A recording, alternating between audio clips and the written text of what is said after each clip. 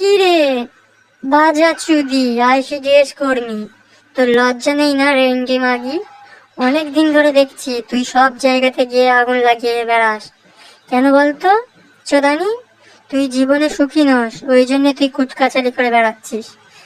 নিজের স্বামী তো অন্য জায়গাতে মন, স্বামীকে তো একটা সন্তান সুখ দিতে পারিসনি, ওই জন্য তুই এইসব ওয়াইটিতে কুচকাচালি করে টাইম পাস করিস। খান কি মাগি, তোর গুদে আছড়া বাঁশ ঢুকিয়ে দেখবো খান কি তোর কেন বাচ্চা হয় না।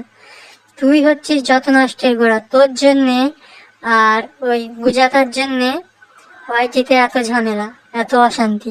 বেশ সারেঙ্গি খান কিরা। এই আইসিডিস, তুই যেচে যেচে লোকের পেছনে লাগিস। তুই একটা নোংরা মেয়ে ছেলে, ওই জন্যে ভগবান তোকে একটা দিক থেকে কেটে রেখেছে। তুই জীবনে সুখী হতে পারবি না। খান কিছুদি রেন কিছুদি। শোন মাগি, তোর মতন আমরা ওয়াইটিতে টাকা ইনকাম করতে আসিনি, বুঝলি? তোদের মতন ছোট লোক ভিখারিকে না পায়ের নিচে রাখি। বেশা চুদি রেন কিছুদি। নিজে মা হওয়ার ক্ষমতা নেই, আবার লোককে গোপাল শিব দিয়ে বেড়াচ্ছে। তোর গুদ চালা করে দেবো, চিড়ে রেখে দেবো খান কি মাগি।